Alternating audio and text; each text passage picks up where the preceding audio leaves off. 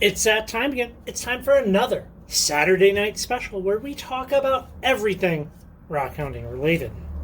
Well, sometimes I get a little hung up on things and mostly the filming. I often try to record everything that I do out here in the shop or when we go rock hounding. And sometimes it's nice to just not. And just, screw around and cut stuff and polish stuff. And that's what this is right here. So this is a Lucky Strike egg that I cut and polished, and it's quite nice. I like the mossy bits down here at the bottom. Sarah said that it kind of looks like a ghost. People often will say, it looks like blank. It looks like a fish or whatever the thing is, and I never see the pictures in things until somebody says so. It's good to just kind of not do stuff occasionally as far as filming goes. Prime example of that, this week I met up with my buddy Greg from the Stonerose fossil dig video. Go watch that. Actually, you know what? Even better yet, drive on out to Republic, Washington, and visit Stonerose. We had an excellent time out there. Well, Greg met up with me at the Addy Road Cut in Addy, Washington, and we hunted for some trial bites. No filming, no screwing around with all that stuff, no trying to do it, and just hanging out and doing some rock hounding. I guess not rock hounding, fossil hounding. So it's good to kind of just have some of those times. This past week I received some packages, which is very cool. As well as we went out to Crystal Mountain, and it's a little related. But let's first maybe look at some of the stuff from Crystal Mountain. Look at that. Isn't it sparkly and pretty? I wish I had kind of done maybe you can't even really see it there, can you? I wish I'd kind of done a little bit more out there. We were slightly pressed for time. Also, I said in the video, I have getting over a fractured thumb, and dang, it just doesn't want to. I guess maybe it's not something you should just ignore away. You can't will away it. But yeah, beautiful stuff. I mean, it's very, very pretty. Look at that. And I still have some of the little agates that need to be cut.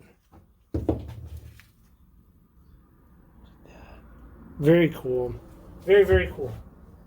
Some of the little agates and different bits that I might put together a specimen jar for. That's usually kind of how I like to go about it, like that. I might just cut and polish that. That's very, very lovely. I love a lot of these. These were kind of like some of the bigger nodules that we found. But this past week, Eric sent me a couple of big nodules. Look at that. Okay, so I know you might be looking at this and being like, oh, that just looks like a potato. Or looks like almost a pillow basalt, right? And sent a couple, which is very kind of them. But maybe you can see there's a little piece here. Look at that. You can see that banding right there. So those, most likely on the inside, look like this one that he sent, which has quartz crystal. Look at that.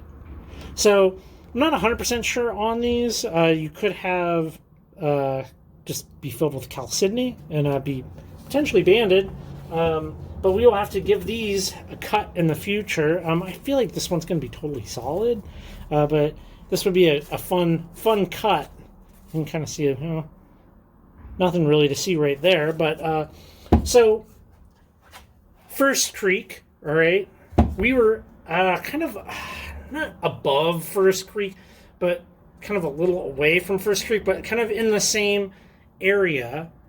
But we've never really done the First Creek thing where those specifically come from.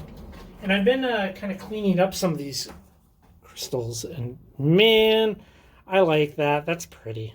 That's pretty. Some of these are going to make their way into our cabinet display, and it'll be awesome. Well, I didn't just receive these lovely agate nodules in the mail. So many of you know, you saw the video, that I have a ultrasonic cleaner now that I've been playing around with and doing all kinds of different things. And you know, it's not the best ultrasonic cleaner, right? And I don't think anybody's really expecting it to be. I mean, it is about $60, so it's not the cheapest. It's also not the most expensive. Well, the guys over at Cutting Edge Supply, Lapidary, maybe you've heard of them. I think their website isn't as popular as maybe it should be or could be. I would equate them to like Kingsley North as an example. They like have a whole bunch of different stuff. They like sell different brands, and it's kind of like your one-stop shop. I know Lapidary Dave works with them, and they seem like a solid operation. Well, they sent over a much nicer, I don't want to blind you there, ultrasonic cleaner, the Gemoro. One thing that's interesting, so I haven't actually had a chance to play with this. Like we've been going hard. The manual is actually written in a readable fashion, which is quite cool. The other manual, it's like very much so broken English, but you know, they kind of tell you what not to put in it, and overall it seems good. And I was kind of looking into these, and I mean, just how did I even put it? Like, you know, when you pick something up and you're like, it kind of gives you that fizz, you're like, yeah, that's a quality thing. Like, it's just like, even from just like down to the knob, like the fit and finish on it seems good. So it'll be fun to do a comparison between the two in the future. I'm looking forward to that. So very cool of Cutting Edge Supply to send over the ultrasonic cleaner. You know, we're like kind of deep into rockhounding season, both here in Northeast Washington, but just kind of also in general, right? Like, it's kind of nice almost everywhere. Yeah, I guess some places it's almost too nice, too hot. But what kind of happens is people will maybe like notice that I'm using something or not using something, and you know, my opinion on what to bring with us when we go rockhounding has really changed over time. And even though I have a video up about rockhounding tools, and I have an article up on the website, which I think is really good, and it's very thorough. You know, the more we do this, right, the more we go rockhounding, I find us bringing less and less. we bring less stuff with us, and we end up bringing home fewer and fewer rocks, which I guess, I mean, that's good to kind of have your standards raise over time, because otherwise you end up with just buckets and buckets of stuff that is subpar. I mean, I think there's a natural progression over time for both your standards to increase as you gain experience and knowledge, and well, even just material. I mean, once you have a bucket of meh jasper, do you need 10 of those? Probably not. You kind of want a bucket of pretty good jasper, and then a bucket of really good jasper, and then a bucket of Awahi picture jasper, and Biggs jasper, and Poppy jaspers, and you want like variety. And then even within that, you want more to refine it more and more, because you start to think about it, and you're like, well, you only have so many hours in your life, in your day, in your week, whatever you want to call it. So, you know, don't waste your time on that initial stuff that you maybe first picked up, if that makes any sense. Similarly, I have a lot of rockhounding tools, which really don't use a whole lot. I thought real quick I'd share with you my favorites. My favorites that I continue to refine the system. You know, for a while, I would always bring a shovel with us when we'd go on trips. And then I found myself never, ever, ever using a shovel for anything. Because even when we do dig, it's like we're never digging like loose soil. It's always like kind of like very rocky soils where a shovel doesn't even do anything. And even though it's not going to make it on the bench, this guy, the Geopick from Estwing, that's what that looks like, right? So you have your flat bladed end and you have a pointy end, and just for like picking away at the dirt, picking away at rocks and stuff, like, it's such an excellent tool to be swinging. Next is your standard rock hammer. This is the one that lives out here in the shop now, and it's your thus very clean. I try to keep these things spick and span and all fancy and nice. So here's another variation on the rock hammer, which I like a lot more, and you can kind of see why. All right, so for striking chisels, having the bigger chisel face or bigger hammer face is certainly a lot nicer. But yeah, I mean, it's still an Estwing, but it's a preference thing, right? So that rock hammer, little 3-pound hand sledge. You know, I've tried a bunch of different hand sledges over the years. Wooden handles, fiberglass handles, 3-pound ones, 4-pound ones, and this is by far my favorite, which is a 3-pound Estwing hand sledge with the real rubber grip made right here. You know, one thing that Estwing has started to do is do product rebranding, which that's a whole other topic, which maybe if people are interested, we can have almost a whole Saturday night special about the rebranding of products, because it's certainly a thing that is happening and that we all have to kind of deal with, and it's quite annoying. This, in many ways, has replaced a chisel so much for me. And this is the Estwing Gad bar, and it's great. So pounding into stuff, just like basically it's what I use now just to like beat on, and it's quite lightweight, and you know, you kind of have that I-beam construction. So those things right there is a great combo. Chisels are a whole thing that maybe we could even have a whole video on, just chisels, because I've tried so many chisels, and I'm finding that more often than not I don't like the chisels that I have, and I keep just kind of coming back to some selected ones. But real quick, I actually had to get a new one of these. I lost my little scoop. Okay, so this is such a great little tool. I love having a little hand trowel, unbreakable little hand trowel that rides in the toolkit, just for like scraping at stuff, right? Like, you know, you're trying to extract stuff or whatever, and you're kind of down, and it's just nice to kind of like get in there, and you know you're not going to damage things when you have a little plastic tip and you're working with crystals, as an example.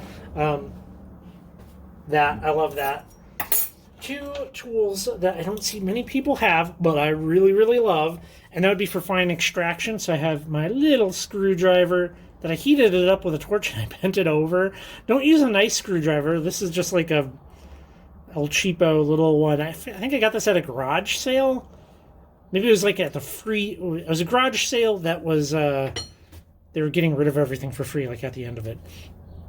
And then a little pick. A little pick, right? Fine extractions of things. This weighs nothing. These actually unscrew out of the little handle, so you could have it be even much, much smaller.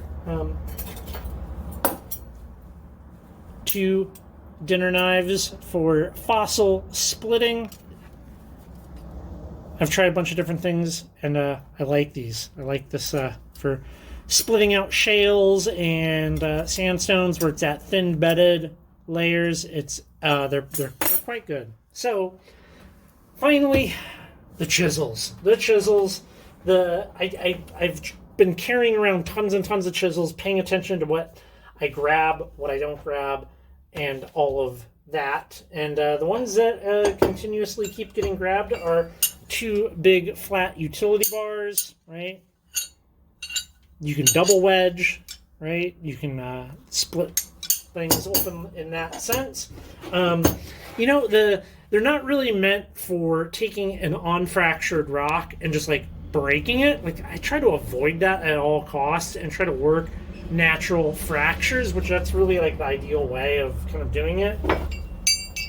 A mason's chisel, I believe is that 2-inch, 1 3/4, something of that nature. That is 1 3/4 inch, 1 3/4 mason's chisel, a little 3/4 inch cold chisel, and that handles most of the things that we come up to. You know, I have bigger chisels and stuff, and I'm just like, they don't make it. Maybe we could do another touch on it on the next Saturday night special. We can have part 2 of the chisel conversation.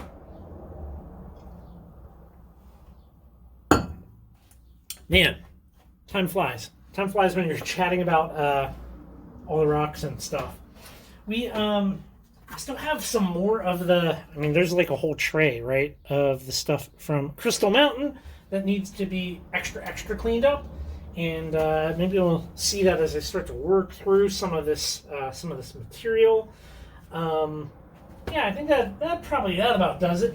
This coming week, we are doing a little bit of, we're doing rock hounding stuff, right? And maybe some of you will recognize the outside of this. We're going to be picking up some of this. Well, thank you so much, everybody. I appreciate you coming by, hanging out with me in the shop, listening to what I have to say. Drop me a thumbs up if you don't mind. It helps me out here on YouTube, and I will catch you in the next video.